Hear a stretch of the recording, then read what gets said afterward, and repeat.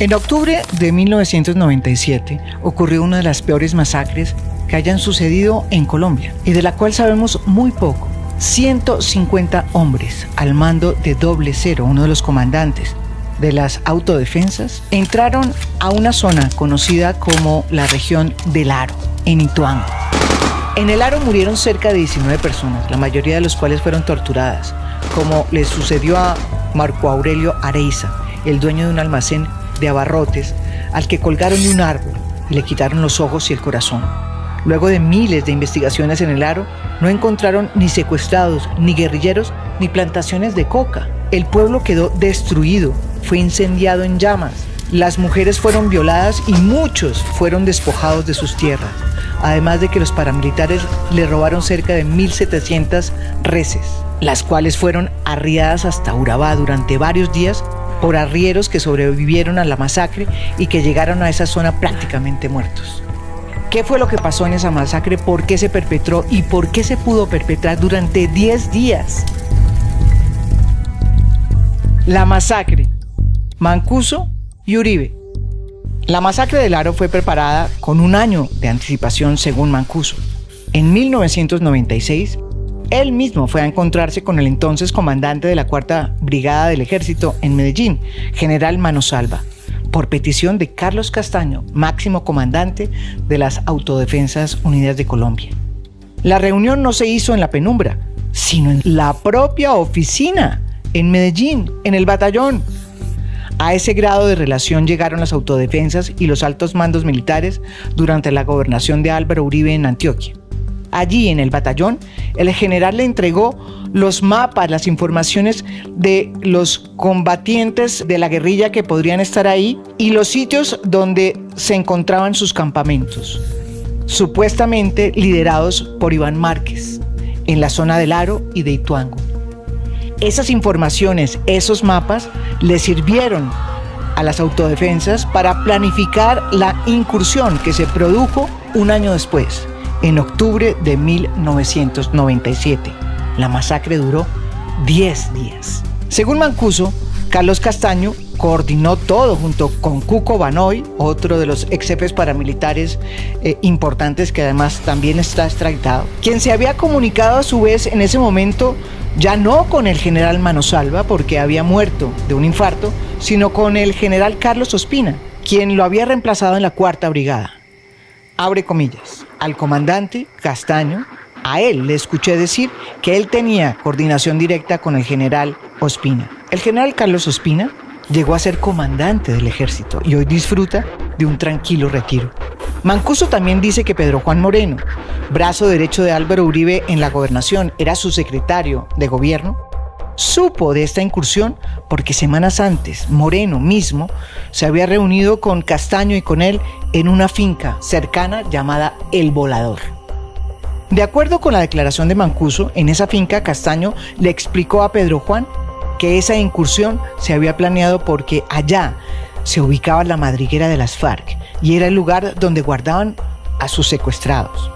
En su relato, Mancuso agrega que Pedro Juan no se movilizaba en carros oficiales cuando iba a esas reuniones y que si quería entrevistarse con las AUC, llevaba al aeropuerto de Montería, donde era recogido por ellos.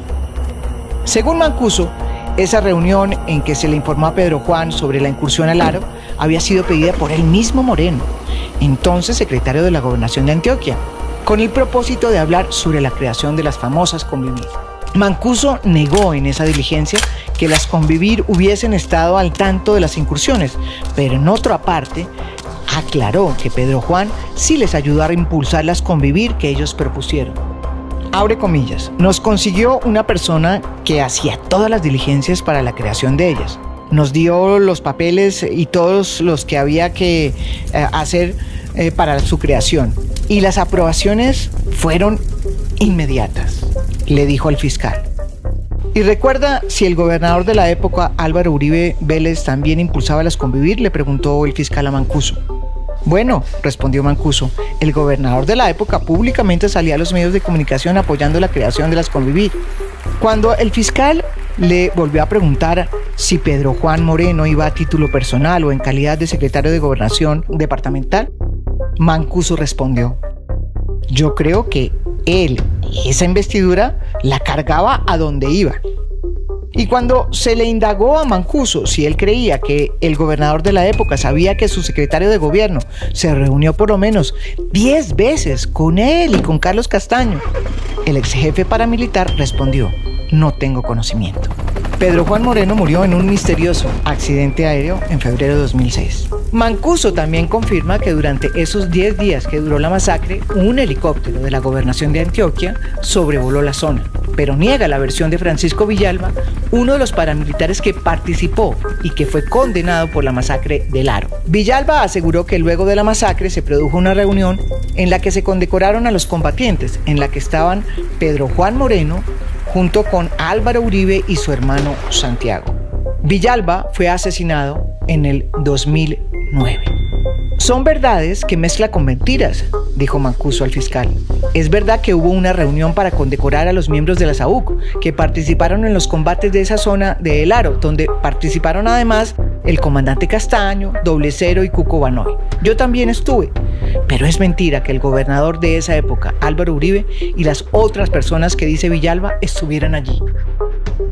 Salvatore Mancuso es uno de los ex jefes paramilitares que más ha contribuido con la verdad. ¿Y por qué lo digo?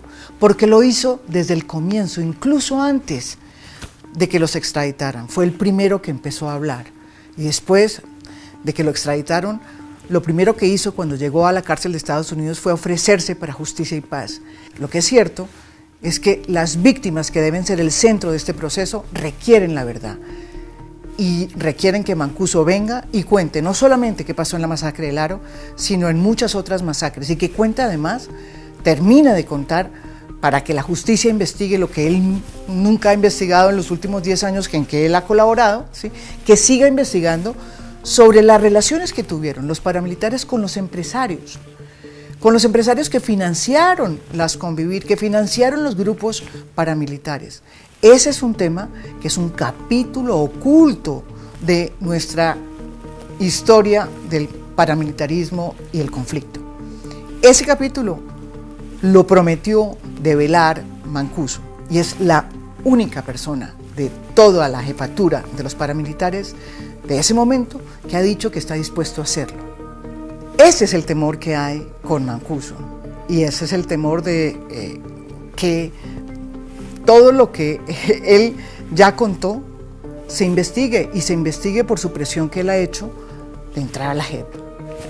Si entra a la JEP, todo lo que él ya dijo, que no se ha investigado, pues va a revivir. Y eso no le conviene a muchos en Colombia.